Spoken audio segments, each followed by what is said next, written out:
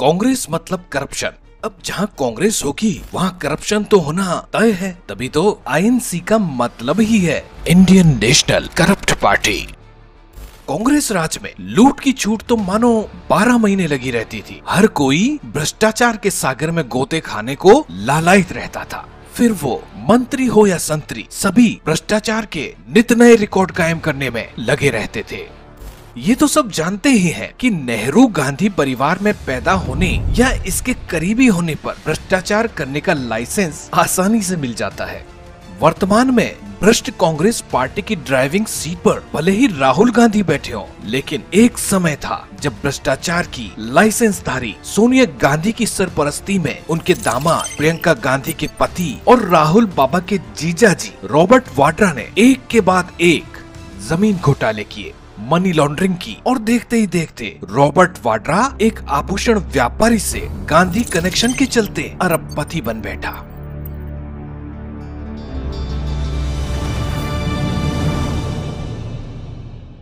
साल 2014 में the wall street journal में छपे एक लेख के मुताबिक रॉबर्ट वाड्रा ने 2007 में अपनी कंपनी 1 लाख रुपए के निवेश के साथ शुरू की थी।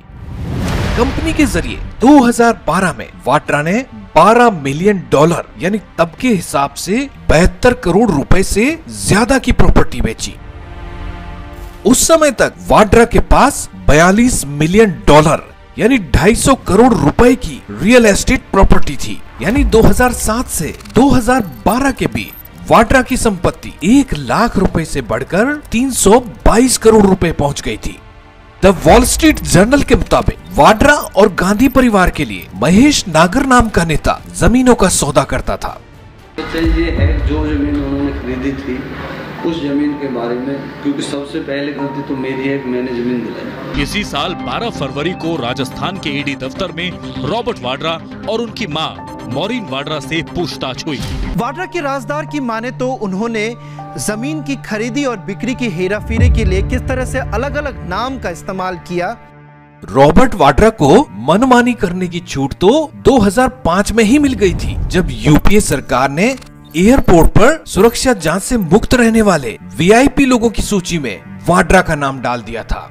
लैंड स्कैम्स के मास्टरमाइंड वाड्रा ने 2008 में 3.5 एकड़ जमीन गुरुग्राम में लगभग 6 करोड़ 65 लाख रुपए में खरीदी और फिर हरियाणा की कांग्रेस सरकार से कृषि जमीन को व्यावसायिक भूमि में बदलने की इजाजत मांगी, जो उसे 18 दिन में ही मिल गई। इस जमीन की 7 गुना ज्यादा कीमत वाड्रा को मिली। बाद में पता चला कि वाड्रा का ये जमीन सौदा एक बहुत बड़ा घोटाला था। ये कैसे संभव हो जाता है कि गुड़गांव में जो लैंड यूज है वो अचानक से चेंज हो जाता है, जो खेती की जमीन थी वो अचानक से कॉमर्शियल प्रॉपर्टी बना दी गई? देखिए, यही तो खेल है सारा कि पूरे गुड़गांव में सारी जो जमीनें थी वो कृषि योग्य थी। इन सबसे ज्यादा जो खेल खेला गया, कृषि योग्य जमीन को अपने फायदे के लिए इन्होंने कहीं पे आर जोन बना दिया, कहीं पे कॉमर्शियल जोन बना दिया। राजस्थान के बीकानेर में भी वाड्रा ने जमीन खरीद में एक बड़ी धोखाधड़ी को अंजाम दिया। वाड्रा ने बीकानेर के कोलायत क्षेत्र में 275 बीघा जमीन की खरीद फरोख्त की। इस जमीन को बीकानेर के महाजन फील्ड फायरिंग रेंज के विस्थापित लोगों को अलॉट किया जाना था, लेकिन इसे गलत तरीके से खरीदा गया। जमीन के इस गोरख धंधे में रॉबर्ट वाड्रा ही नहीं, प्रियंका गांधी भी शामिल रही। मीडिया रिपोर्ट्स के मुताबिक प्रियंका ने 28 अप्रैल 2006 को हरियाणा के फरीदाबाद जिले के अमीरपुर गांव में 5 एकड़ कृषि भूमि 15 लाख रुपए में खरीदी थी। उसी जमीन को प्रियंका ने करीब 4 साल बाद 17 फरवरी 2010 को जमीन के मूल मालिक HL पाहवा को 84 लाख रुपए में बेच दिया। पाहवा के तार NRI व्यवसायी सीसी थम्पी से जुड़े हैं और थम्पी के रक्षा सौदों के बिचौलिए और भगोड़े संजय भंडारी से।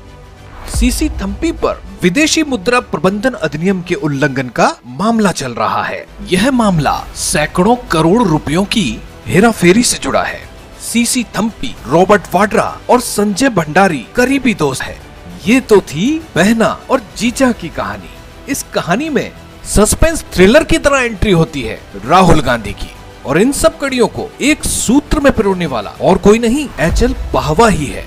HL पाहवा से ईडी ने कुछ फाइल्स जब्त की थी, जिससे पता चला कि राहुल गांधी ने हसनपुर पलवल में 6.5 एकड़ जमीन खरीद रखी है। दलालों और घोटालेबाजों के साथ व्यापारिक रिश्ते कायम रखने वाले राहुल गांधी इसी वजह से विदेश में जाकर भारत को बदनाम करते हैं, ताकि वे अपने घोटालेबाज मित्रों को बचा सकें। चलिए अब वापस रॉबर्ट वाड्रा के काले कारनामों की तरफ चलते हैं। प्रियंका गांधी के पति रॉबर्ट वाड्रा के तार यूपीए शासनकाल में 2005 में हुए रक्षा सौदों और 2009 में हुई पेट्रोलियम डील से भी जुड़े हैं। लंदन में वाड्रा की कई बेनामी संपत्तियां हैं। एक संपत्ति लंदन के 12 ब्रायनस्टन स्क्वायर में है, जिसे भगोड़े रक्षा दलाल संजय भंडारी ने 16 करोड़ 80 लाख रुपए में खरीदा था। इसकी मरम्मत पर 62 लाख रुपए खर्च करने के बाद भंडारी ने 2010 में 16 करोड़ 80 लाख में ही इसे वाड्रा के नियंत्रण वाली फर्म को दे दिया था। 2009 में हथियारों के एक विवादित सौदेबाज ने लंदन में रॉबर्ट वाड्रा को बेनामी घर खरीद कर दिया।